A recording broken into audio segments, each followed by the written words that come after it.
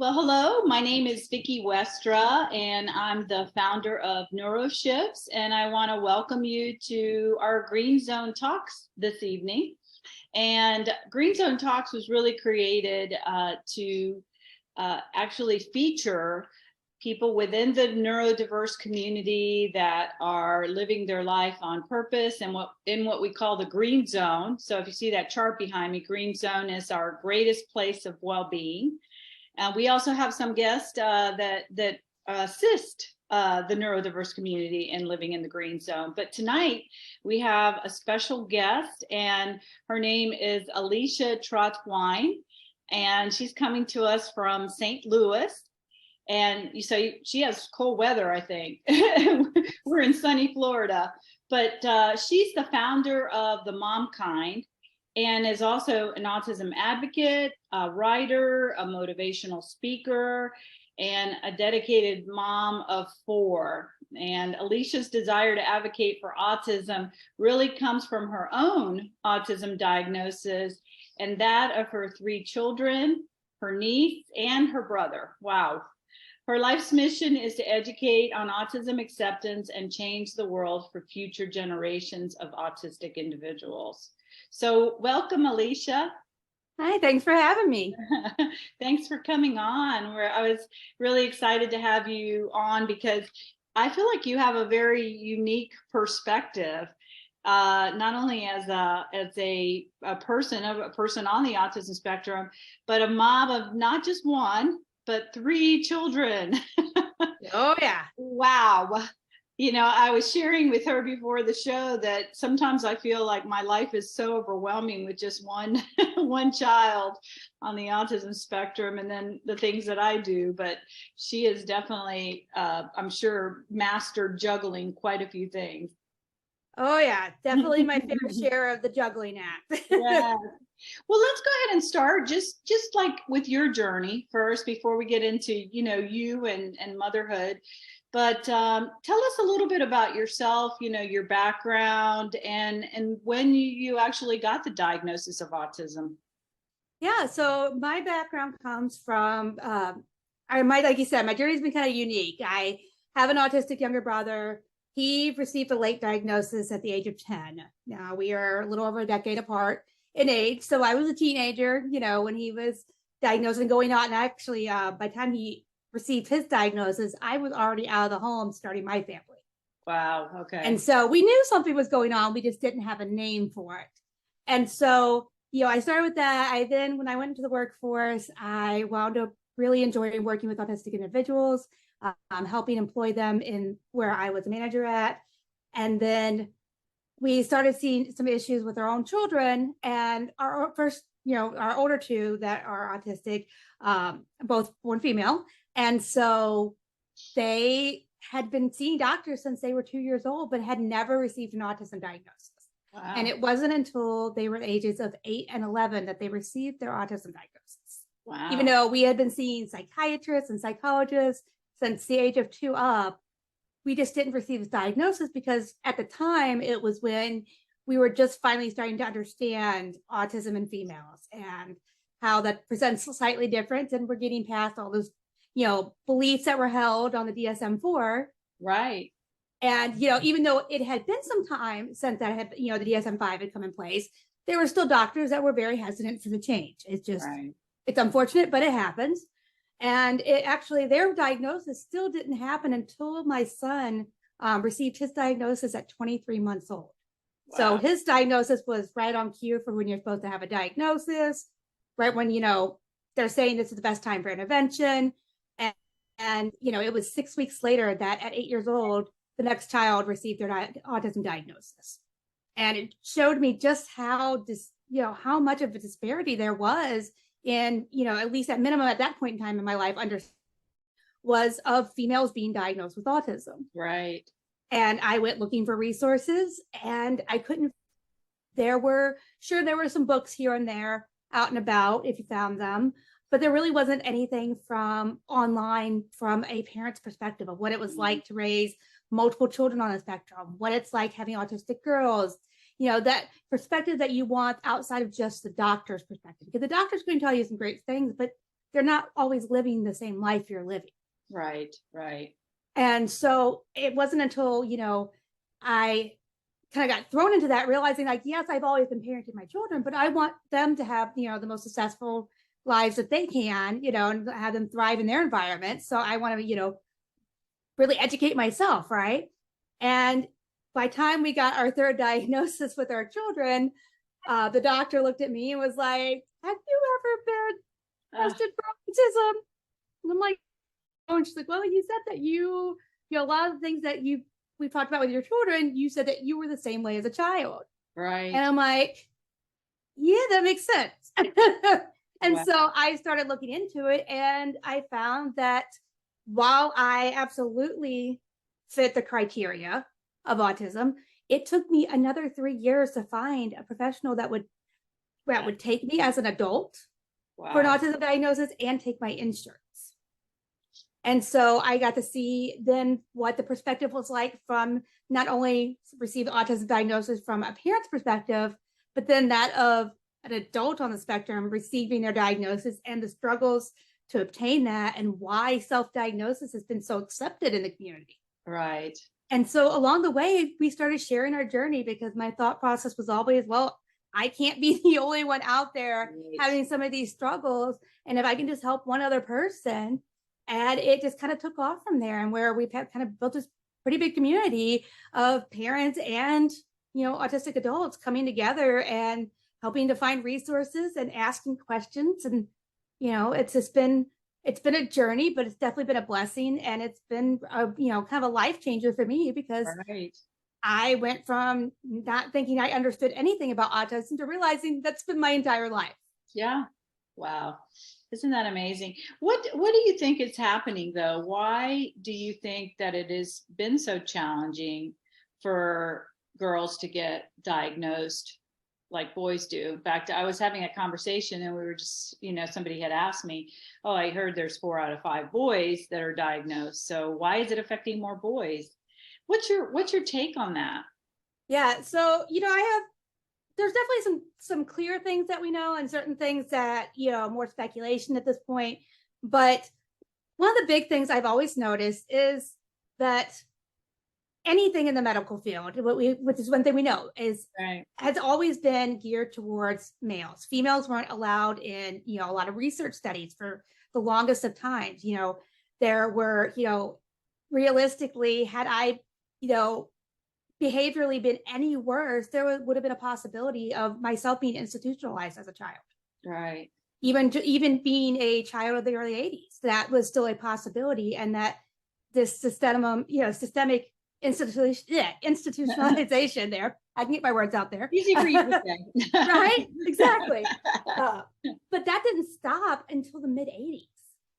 And even then, it had to be phased out. And so there are a lot of people that would have been diagnosed by today's standards that weren't, because realistically, the criteria was geared towards young white males. Right, right. And it wasn't even geared for just any males. It was specifically, okay, well, what are these, things? So that's why when we, first learned about autism, we were always told with like Thomas the Train. And sure, those are things that, little boys have interest in, but not every little girl is going to be in love with Thomas the Train Engine. Right. And they're like, yeah, okay, there's cars, and these are toys that have been socially said, oh, these are boy toys.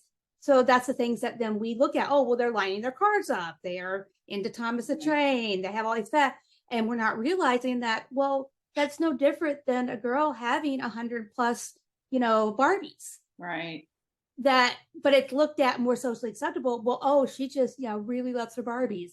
They don't look at it as, yeah, but have you noticed how every single Barbie is different, and every, there's all these different factors she knows about them. Yeah. And, or the fact that, instead of, always hand flapping and jumping, we have things, this affects both boys and girls, but, jumping that we've talked about earlier, right. Jumping and twirling around in different ways to STEM that were just looked at socially as, oh, they're just quirky. Oh, the girls are just shy. They're quirky. They're weird, and reality was it's just autism. It's and that's how it was described, because it wasn't looked at that way. Yes. And And I think that even though that there has been changes, that we are seeing the changes, and I definitely see a much bigger push towards, not just autistic girls, but autistic women being researched and them looking into things and really evaluating these numbers. We still have this time period of, autism really only being portrayed in a sense in the media from the 80s on. Right. And then that's, yes, a lot of people, younger generations especially, they think that, oh, that's so long ago, but it's not. When you're looking at advances in medicine and stuff like that, that people are just, they're given an idea, and then once people are given an idea, that's what they cement in their brain, is that's what it is. Right. And so parents aren't being told, these are the things that you should be looking out for little girls. They might hear about stuff about autism in a little bit when it comes to boys, so then if something comes up, they get the early intervention. But with girls, they're still under the impression that little girls are, oh, well, that's just normal. She really likes Barbie, or she really likes, Care Bears or something, like there's a sure. But geared towards girls. And I think a lot of that has to do with just that social, what we perceive as being normal for girls versus what's considered abnormal for boys. Mm-hmm. Yeah, so true. Now, did you feel like, because I talked to a lot of young women now who didn't get an early diagnosis, they got it later in life, but they always felt like something's going on. Oh yeah, we knew. My mom, I mean, bless her soul on that. She was very good at trying to get me into this and try to figure out what was going on, because I knew I was different. I knew I did not fit into social scenes, that I was awkward. I had STEMmy behavior. I had, I don't know how I didn't get diagnosed with autism before, in my 30s, but till my 30s. But, she was trying to, and just we didn't receive the diagnosis until then. And we were always trying to get help, and nobody would say, oh, that's autism. It was like, oh, well, I think she's just extra shy. Just wait it out, and these little things like that. And, for me, by the time I actually got an autism diagnosis, it was life-changing, because I was able to look back on my life and really from a new lens and say, okay, it really was that there was something different about me. Right. Wow. Yeah, that's I think that is, a common, I mean, even though sometimes it may present some, new, thought processes around it, you have to maybe go through a little bit of a process of kind of accepting. I think relief is something that I hear a lot as well. Like, I always knew something was different. Now I have, something concrete that tells me, yes, that's true.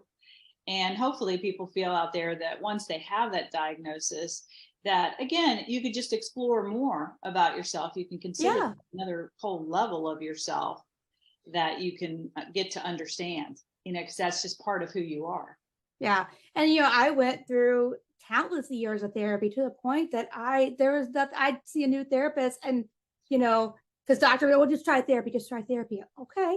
I go in there and the therapist is like, I don't know what to tell you, because you already know all the tools. You already are implementing all the tools that I'm giving you. And because I could do the therapist job for them, by the time I was probably like 18, 19 years old, I had been seeing them enough that I knew what was the recommended. I could tell you everything that you're supposed to do. And it wasn't changing the situations.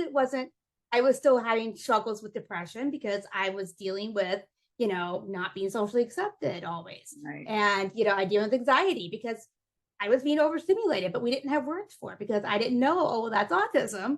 I just knew, I thought I was having anxiety attacks. Right. My mom just thought I had anger issues, and it was, and things like that.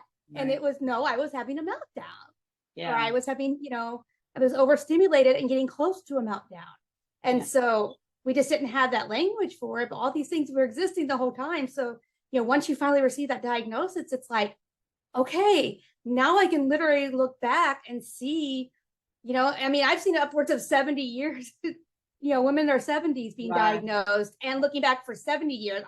I had to look back over 30 plus years, and I was like, it was so much for my brain to try to process. Like, every time I thought of a situation that occurred, I'm like, wow, okay, so that little girl was not, a troubled child. She was just autistic and didn't have the resources. I had to, that healing of your inner child you can't do if you don't know how to help them.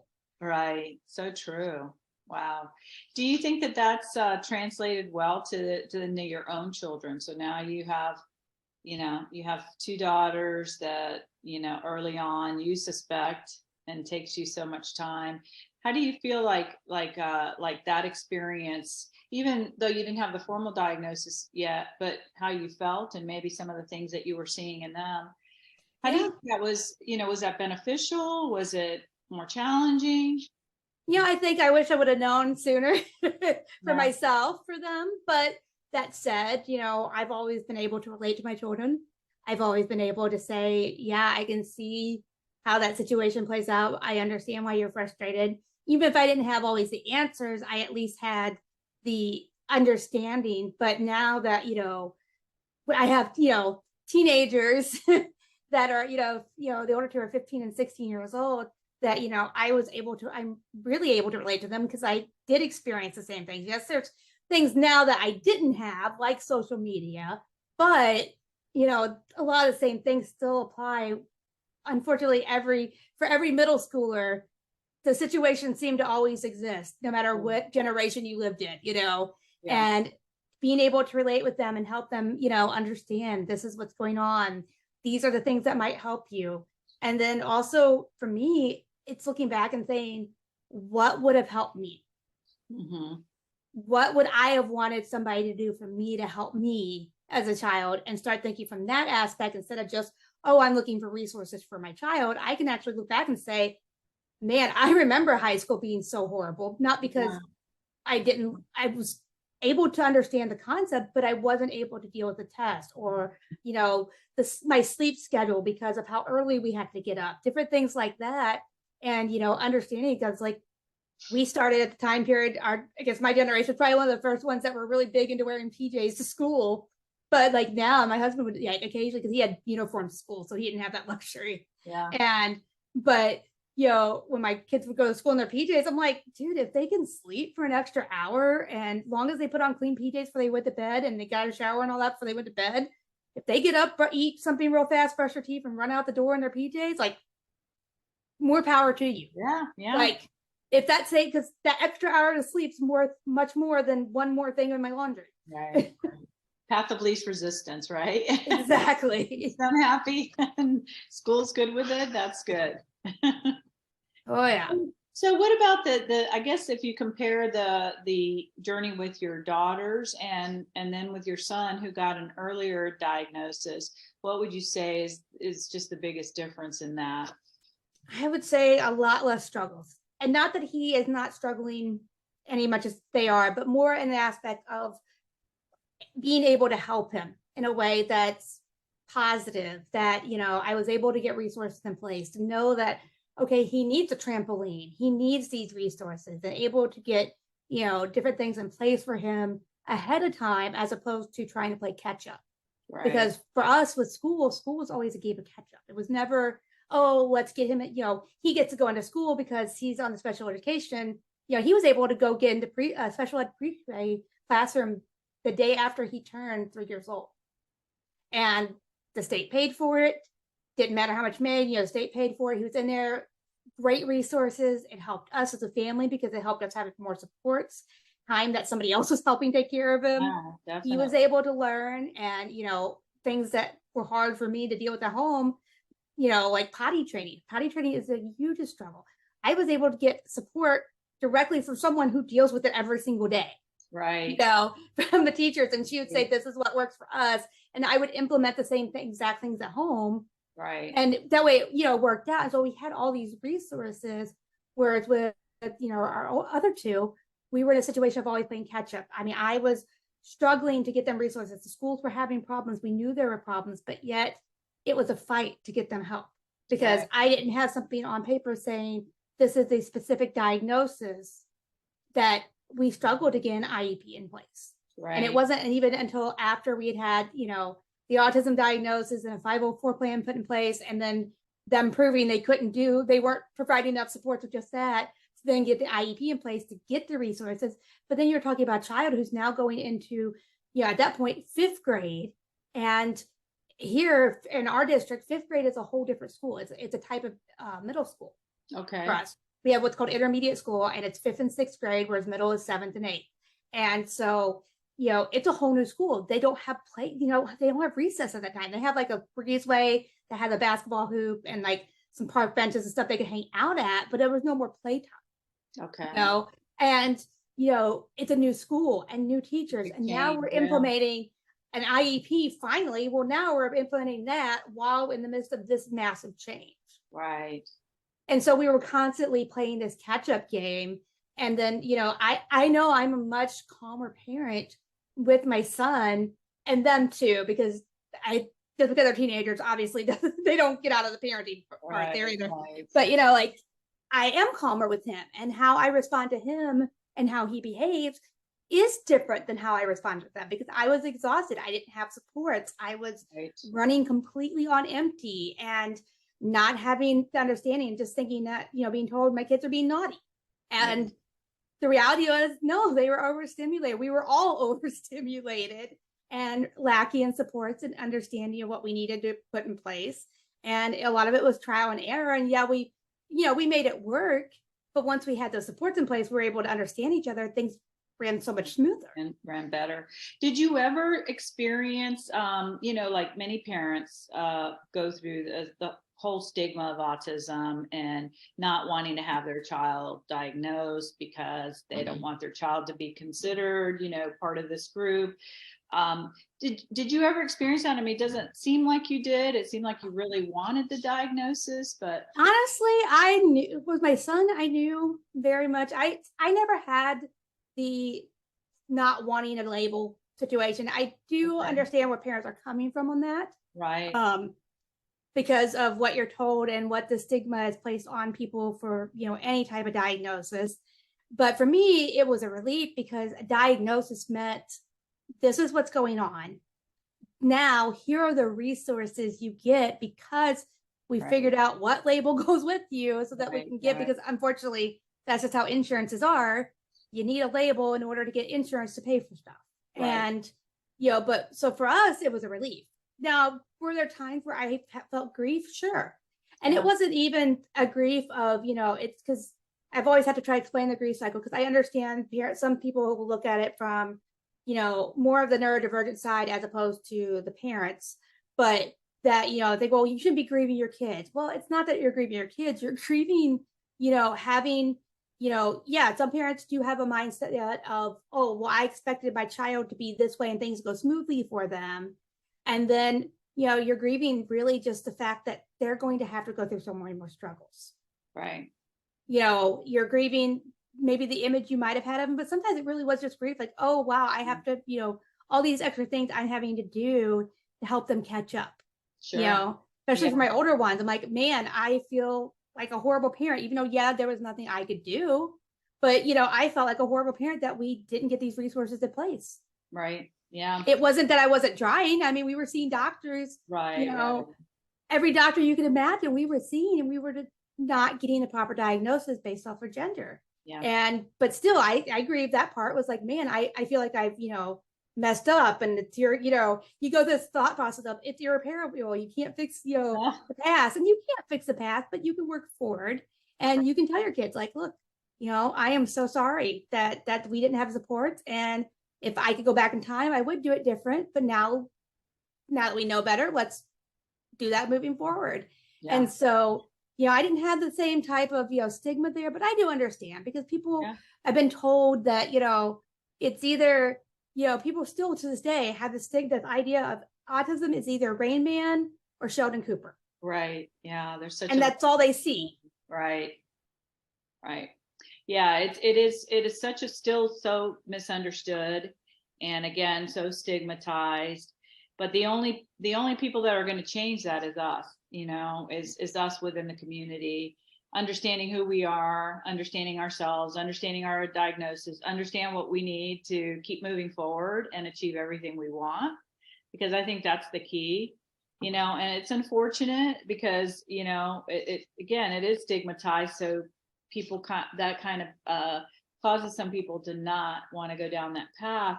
But just in hearing your story and comparing your experience with your son to your daughters, when you can get your child the resources that they need to, to be more successful, to get to the next phase, it could take us as parents who might not have the skills and knowledge much, much longer to work through something that could take a professional such a short amount of time, like potty training. Yeah.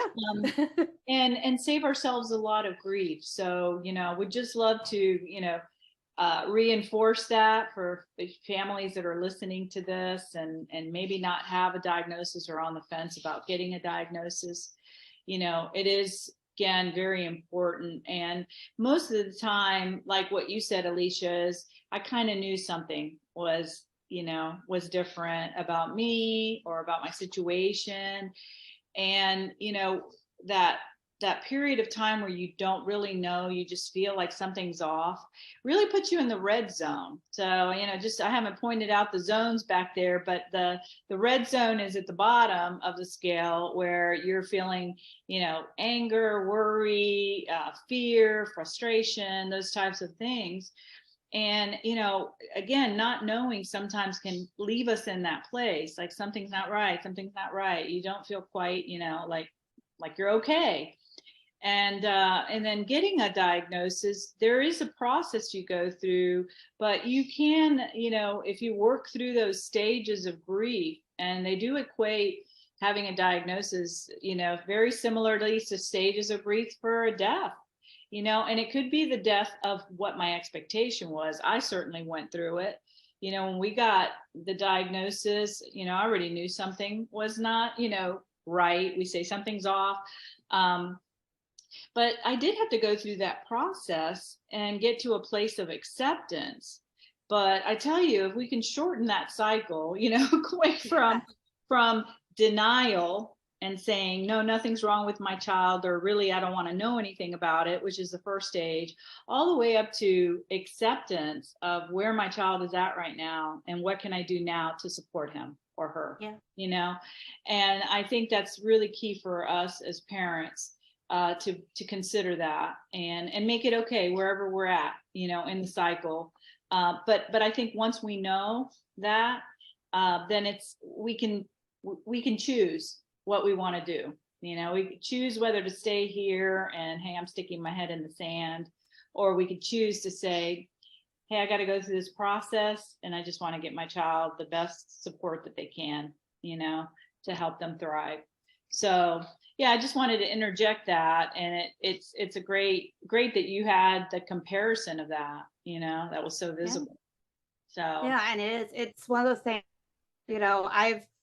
what a lot of people don't realize is that, autism, it's one of those things where, yes, it does affect the whole family, in one way or another. And sometimes that can be a positive just as much as it can be a negative. It's not saying that the autism is negative. It's the social, stigmas and how society puts their views around you and your community, that their beliefs on what autism is negatively impacts your family sometimes. And so changing the narrative, understanding that autism is just another aspect of life. It doesn't mean that there's anything wrong. That's autism. And, we work to help every single child and person live their best life. So, we just need to look at it from that perspective instead of, oh, this is a deficit. It's more looking at it from hey, this is just another aspect of life.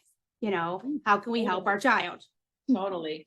And I think it's so key on that note is just also to find the positives that autism has given you or given your child, what makes them unique because they have autism, what are their special skills and talents, what can they do really well, what do you love about them, and so I think, we often focus on the deficits, but I tout that to employers too. There's so many benefits of hiring someone with a neurodiverse brain that works differently. They're gonna view things outside the box. They're gonna bring new ideas with them. They're gonna maybe focus. If they like to do something repetitive, they may be able to focus on that much longer. So I think that if we change the narrative around really highlighting the positive things, because we've been so consistent in just focusing on all the negatives. And anytime you look up autism especially still on the internet, because I remember when I got, Gabby's diagnosis over, 20 years ago, 22 years, and it was all negative. And even today, it's mostly categorized by the challenges of autism. It doesn't say, hey, here's all the great things about having an autistic child, that you can enjoy. But I mean, Gabby's brought so many things, so much growth for us, as parents. We've had to parent differently.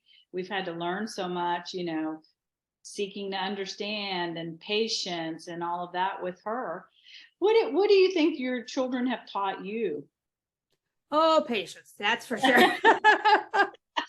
Lots of patience. That's for sure. And that's all of them, whether they have autism diagnosis. Yeah, exactly. Children in general. So yeah, I mean, I think the biggest thing is it's not, whether you're talking about parenting, you're talking about educating children.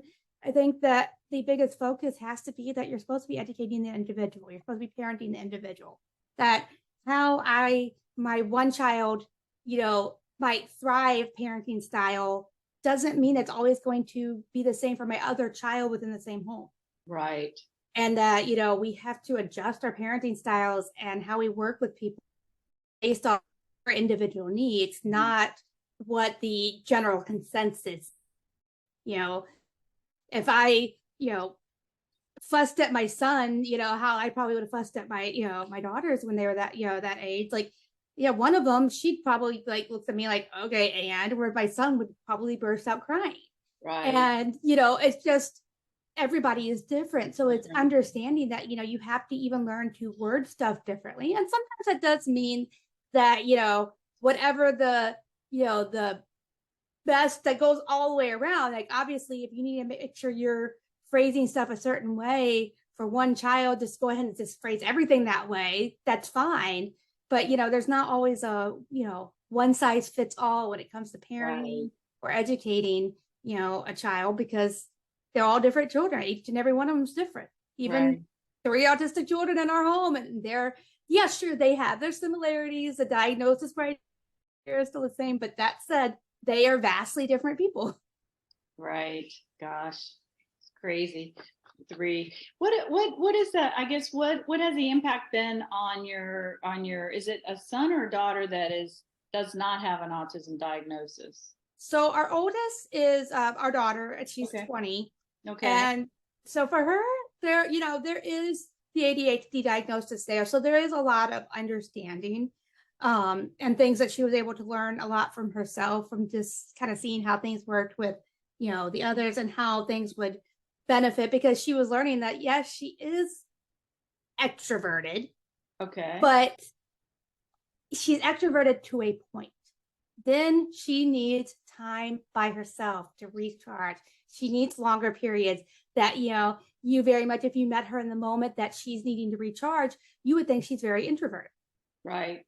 And who you see as a person that literally comes home, that if she comes home, and as long as I know she's home and she's safe, that, I don't make her come talk to me or me go have a big conversation. If she doesn't come to us for a conversation, we don't bother her right when she got home from school. Right. Because she needed that time to unwind. Right. And if she wanted to have a big conversation, you would know about it because you weren't going to get out of that conversation. And so it was learning that, a big thing difference, that every child's different. And it was for her as able to really learn patience, because, there was always this balancing act of, you're always giving, a child who has any type of special need or medical diagnosis, something going on with them, that they seem like they have more time with the parent sometimes than the other children, because while that might not necessarily be the full case, like, yes, you might be physically with them more, but, you're going to doctor's appointments and all these different things. It was also trying to make sure to balance time, and how can I make sure that they're each feeling loved and they're each feeling like, they have a quality time with me, and, not just quantity, but the quality of the time, and learning to really get creative on, especially if you have multiple children, on how to balance that. Yeah. I've talked to many families with, with one child and one child not, or, they have several children, but that has been a topic, because, the sibling, kind of situation, a lot of these siblings do have a lot of emotion around, their sibling that does have a diagnosis, and just how much time was, kind of maybe taken away from them. But I also find that it's siblings in general. I just find so many siblings that go into psychology or working with special needs. I mean, they develop just a special sense of compassion, or wanting to help. I find that often. I'm sure, I don't know if it's they've ever done a survey on that, but I do find that to be the case. Yeah, and I think a lot of it has to do with, we really, our kids don't come with a handbook when they're born, but we learn to parent based off what we have seen. And so, just like we've, when we're teaching our children and we're parenting our children and we're telling them, the type of terminology to use, saying, okay, we're in the green zone, we're very happy, we're very, we're calm, we're happy, we're having things. But, I noticed that you're starting to get really excitable, we're in yellow, and having this language. And we're always saying these different things that it's teaching our other children how to, even if we're not saying, hey, you have to say this, they're picking up on that. Definitely. They're picking up on what works and what doesn't work. So, there's times where even when you're in your struggle and that this, that didn't work, and you're constantly, everybody's screaming and upset and worked up, parent included. And, at the same time, they're also seeing that, and they're saying, hey, in the back of their mind, they might not be processing it right away, but later on, they're going to look back and like, well, that didn't work very well when mom did this. Right. I know I should be trying something different. And so they've been seeing this their entire life. So it makes sense that I think a lot of them, they see the impact that they can have on, individuals outside of their family. Yeah. And they get that, sense of, I was able to help someone. And it might not be anything that's big for them because it's stuff that they do naturally, but they realize they're helping others. And I think that's a huge reason why a lot of siblings go into psychiatry and counseling, or just specifically working in the community with people with special needs. I think that they really see the joy in it because they understand where the real struggles are and where the real joys are. Definitely. And, I get excited about that because, they have such an experience of being around somebody. It's almost like I equate that to the children now that are in school. They're more used to seeing someone that's neurotypical in their environment. That actually gives me hope for the future, because I think, they've been raised around neurotypical, children. They're going to kind of expect that as they grow into adulthood. And sometimes I think the biggest shift that could be made, especially in the workplace, is having these young children grow up and now take, manager and leaders positions at work, and be more compassionate towards working with, and having people with neurodiversity in, within their organizations. Yeah. So that really inspires me that these children now have been exposed, whereas before, as you said, they used to be institutionalized. Yeah. They weren't in our environment. So oftentimes the older generations aren't used to having them included, right? Yeah. And I think that's a lot of things like, you go back to like the whole rates of autism things, and people wondering, well, why there's all these new diagnoses? We didn't have autism when we were kids. Well, You did. You hid them away, or you just said, oh, you didn't have a word for it, or you just said, oh yeah, he's just a weird kid. He's the one that, everybody steers clear of, or whatever the case may be. And they would have names for them, but it wasn't labeled as autism. And so even though that, now we look at it, we're like, yeah, that was clearly autism. But then we also look back and we say, well, some of the greatest minds in history would receive an autism diagnosis if they live today. Right. And, and so, yeah, it is one of those things where people are starting to have a better understanding. I think the bigger thing too is that, overall, we're trying better. I think a lot of our generations are really trying to do better by our kids and teaching them that bullying is wrong, that, to be of others, that, that normal is not the high achievement, we want our kids to be different. Let's actually celebrate differences. And by doing that, we're changing the narrative. Does it take time? Yes, it takes decades to change. But we're, like you said, we're seeing these changes happening, and we're seeing more companies, hiring, the neurodiverse community, that they are actively going out of their way to, fill positions in workplaces that, like you said, repetition, because not everybody does repetition. I lose my mind on repetition. I can have repetitive tasks, but I cannot stay on the same repetitive task all day long. I would lose my mind and burn out on a job very quickly. But if I have multiple repetitive things going on, I'm great. So it's learning to play to those strengths. And, someone who enjoys that, that's the best thing ever, because it gives them a chance to just do the job and really enjoy the environment, be happy. Or, you have the Elon Musk of the world, and everybody, and realizing that there is, no one size fits all on autism either, that everybody's an individual, but it's learning to look at people from what are the positive things that they can contribute to this world, and helping them find a place in society that works for them. Totally. Yeah, totally. So now I have read an article that you wrote about the levels of autism and understanding that there are different levels. And I've seen that you've, kind of categorized it from, less support to more support needed. Yeah. Are your children, the your two daughters and your son, are they at different levels then? Yeah. So our son was the one who I would say would have been, he actually was bordering into a level 3 in one area and level 2 in the other when he was first diagnosed. Okay. He was diagnosed level 2, but the doctor even said like he was kind of on the border on 3, because he had at 19 months, he had lost all words. He had some severe regression.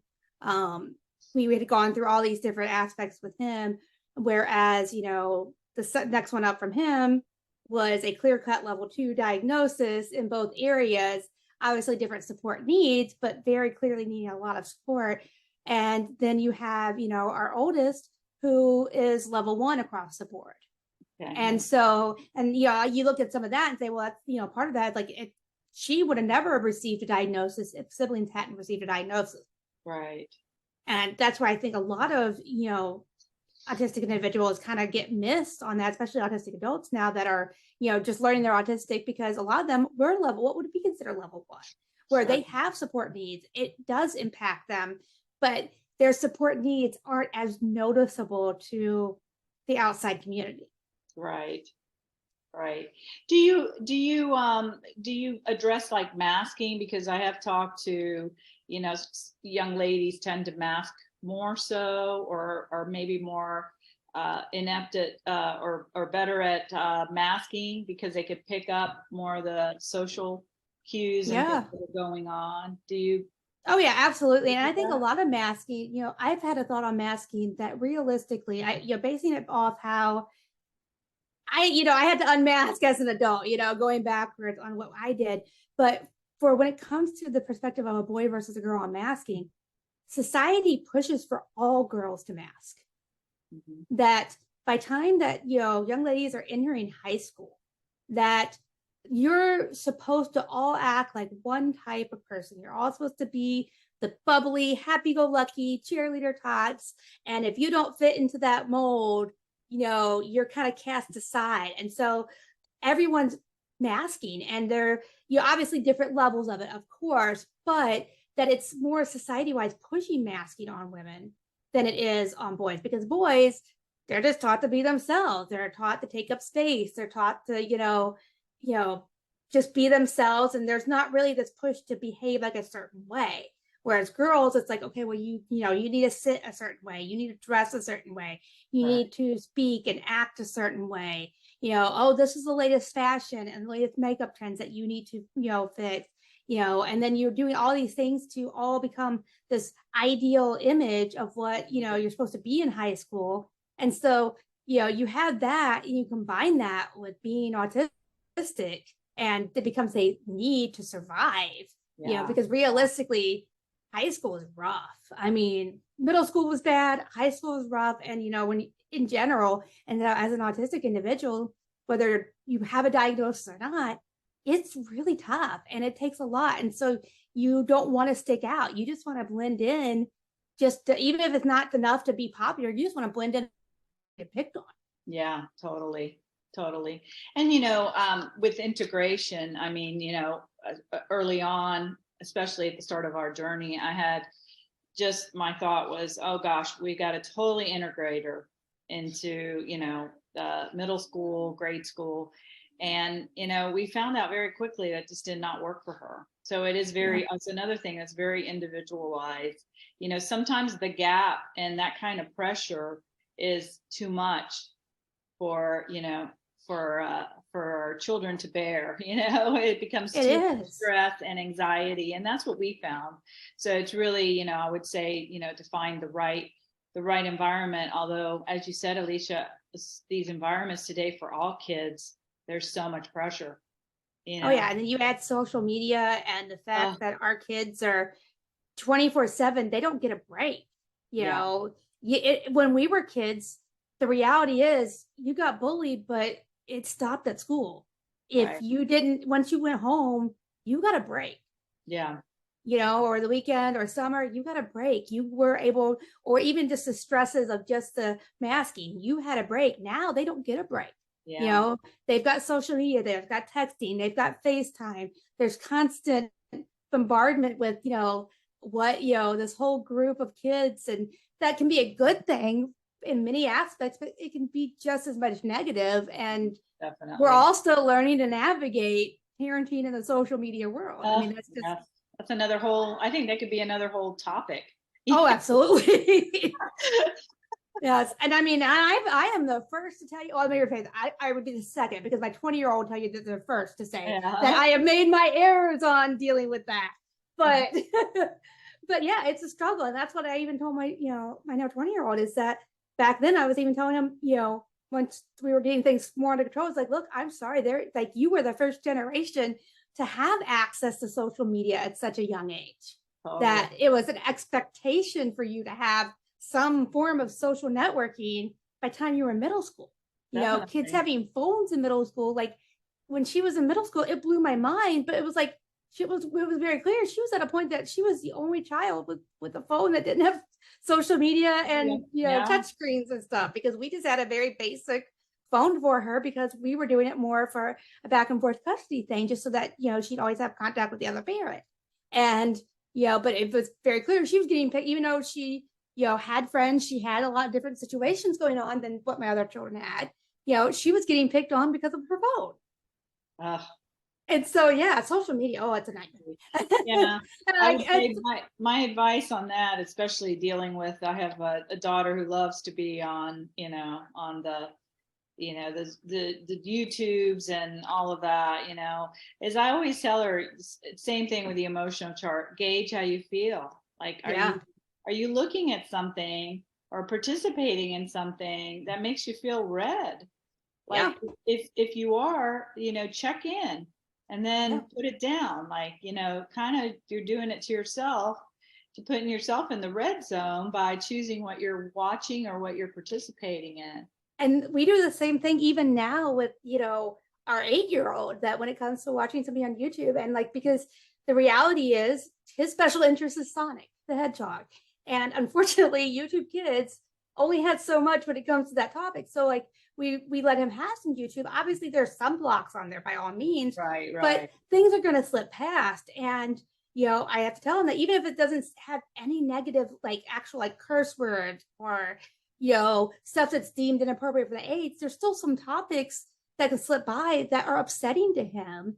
Yeah. And we have to, even though it didn't hit the didn't hit the, the red flags to be blocked out, we have to say, okay, well, if this is upsetting you to watch this, then we need to take a break from this. Yeah. If this is getting you this worked up, let's find something else to do for a little while.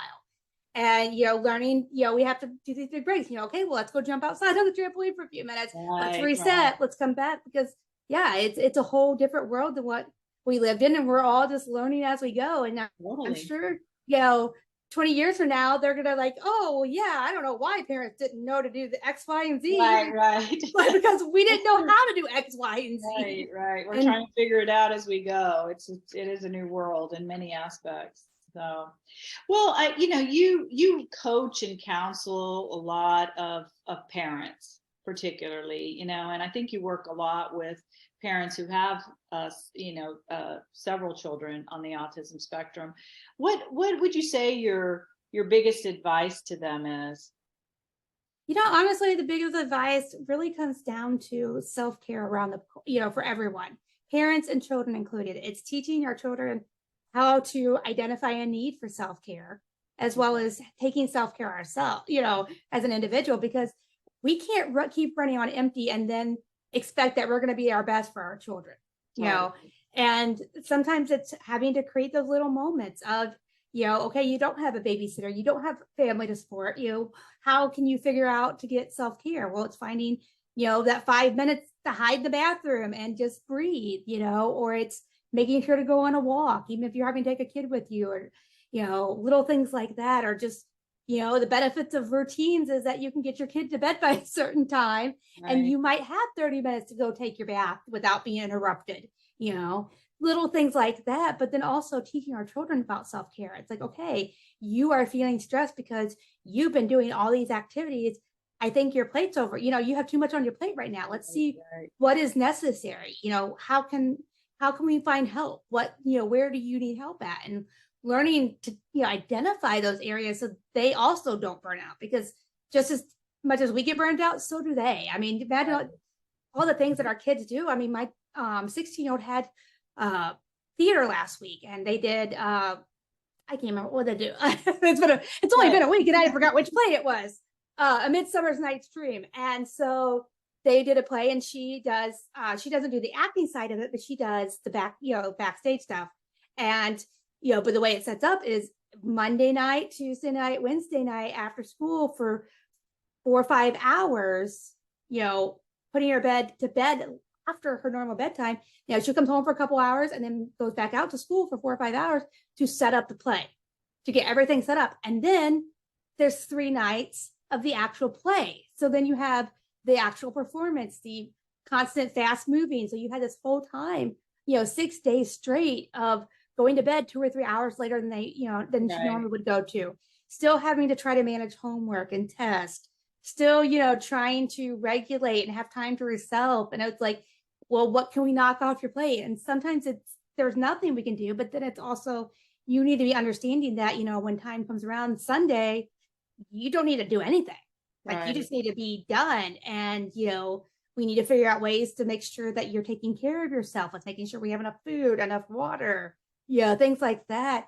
And, working with her, because in the past, I didn't think, I knew that it was a lot, but you really don't realize how much it is until you start on, like, okay, well, she's done 8 hours at school, plus say an hour a day in transportation, then another 5 hours, for the play. And then, she's got another hour's worth of schoolwork that she had to, finish. And you have all these things that's like, wow, this poor child's putting in 18 hours a day. And then she's doing it for 6 days in a row when, she already struggles with sleep. Well, of course she's burnt out. Right. And so, learning to teach, learning ourselves how to take care of ourselves, and then teaching our kids how to take care of themselves. I think that's a wonderful, I really have not talked to anybody who really emphasizes the self-care of kids and teaching kids how to self-care. That's just a wonderful concept. And I think you're right, though. I think parents first need to set the example. Like, if you've got it on your radar about taking care of yourself, you're going to be more apt to help your child do the same. Why do you think parents, especially I would say women, don't feel like they can self-care? Like, hey, I don't have time for that. I've got these children, and then I feel guilty if I do anything for myself. Where does that come from? I think a lot of it has been this kind of generational rollover effect, that we've had generations of past where, you talk about, I don't know, maybe 70, 80 years ago, we were raising our children in communities that women worked together and were able to help parent, in a sense, the whole community. Yeah. And it was looked at as a good thing. And now we are so isolated that we really genuinely don't have time, of what we perceive as time. And so then we have to figure out how to have time, because then, like you said, it's, well, I only have so much time, because say for a single parent, for example, they're working, sometimes 2 jobs a day, plus they're having to feed their child, spend time with their child, do all these things. And they feel like, well, if I take time for myself, I'm taking away from the little time I have at home with my kids. Right. And so they're having to try to figure out, because sometimes they don't have time. And other times it's that guilt trip of, even when I have time, well, what do I do with myself? I'm not taking care of myself ever. So now I have, 5 hours a week to take care of myself. I don't know what to do. Yeah. And so there's this whole this constant thing on us. I think it's really learning, as a society, to really start taking care of ourselves again, because, totally. Like I said, sometimes it's not about, yes, don't get me wrong, a spa day and a 5-day vacation a couple times a year, that would be great for all parents, but it's not realistic in our economy, in our lives. And sometimes it really is just learning how to change things up. And it's like, well, this is why routines benefit everyone, not just neurodiverse individuals, but every single human being thrives on routines. And routines don't have to be so strict that it's minute to minute, but it can be that, you come home, and that every time you come home from work, you do these certain things because it relaxes you. Totally. And that's part of your self-care, is that you make sure to include, oh, well, this is the time that every morning I get up 30 minutes early, for example. I don't, but just saying, I get up 30 minutes early because I want to read my book in the morning, so that I have, 15 minutes of quiet time to read my book before the day starts. I've had people say that they do stuff like that. So it's really about, changing things up just to be able to make time and really prioritize, well, where do we want our time spent? Right. Because we can all get in the endless loop of whether it's Facebook posts or, TikToks and even Google articles. Sometimes we'll be flipping through our phone and we don't realize how much time we've wasted. Right. That the chance that we do put down our phone and we unplug ourselves from, all the electronic devices, and we're outside or something like that, we realize how much time we spend on the phone. It's in comparison, it's like, wow, okay, I could get back 10-15 minutes a day, or sometimes I could get back a couple hours. Yeah, definitely. Well, and I think it's so right, the self-care aspects, and especially, for those of us who have, neurodiverse children, or challenges, or they need extra support and all of that. I always say, for many years we were in the red zone, and it was really hard. It's really hard to help your child when you're in the red zone. It's really hard to have quality time with your child when you're in the red zone, because what you're doing is it's that energy. It's a red zone energy. And a lot of these children are so intuitive. Like Gabby would know, I could have a smile on my face, but she would know I was upset or stressed or whatever. So I say the biggest gift that you could give to your child is you in the green zone. So, from that perspective, where your energy's at when you're in the green zone, when you feel like you've taken care of yourself and now your cup is, full, you can overflow on other people at that point. But, we tend to just drain ourselves down to where we have nothing to give, and we're going through the movements. It's, it's almost better to give your child less time, but being in the green zone, than more time in the red zone. Yeah, and it's about quantity over quality, or quality over quantity. Well, I reverse that, but totally, yeah, totally. But quality over quantity, because it's not always the amounts of times; it's the type of time that you're spending. Yeah, totally. So I'm so glad you brought that up. That's such a key element for parents. And again, once parents do it, then really helping your child, to assess that as well and take good care of themselves. It really is important. It's a very important element. So with that, I guess I'm gonna close up on that, because I think we're at an hour. I don't want to keep you any later, but I just want to share that you can connect with Alicia. She's actually on the Win-Win Women Network show. You can find it. Is it on YouTube, right? So the network is actually, it's on Roku, Amazon, Apple, all your streaming devices, and then, or you can go directly to their website. And then, of course, I aired some of the same episodes then on YouTube to kind of help some of our viewers catch up on it, because I know sometimes everybody goes onto different platforms. That's just the reality. But and so it's been a really cool thing to be on the Win-Win Women TV network, because there's a bunch of amazing women on there that teach all sorts of different things to help parents. And, whether it's self-care, it's business, there's all these different aspects. So it's been a really neat journey to be there too. So that's wonderful. So they can catch you there, or her website is themomkind.com. And I know she offers a lot of her blogs and consultations through that website. So check her out. And I think you're doing a fabulous job. You've definitely had your challenges, but it's wonderful to see how well you're dealing with everything, and now utilizing your what you've learned to help others. And that's so key in our community. So thank you so much, Alicia, for being with us tonight. And absolutely. Best of luck in everything you do. You as well. All right. Talk to you soon. Bye-bye.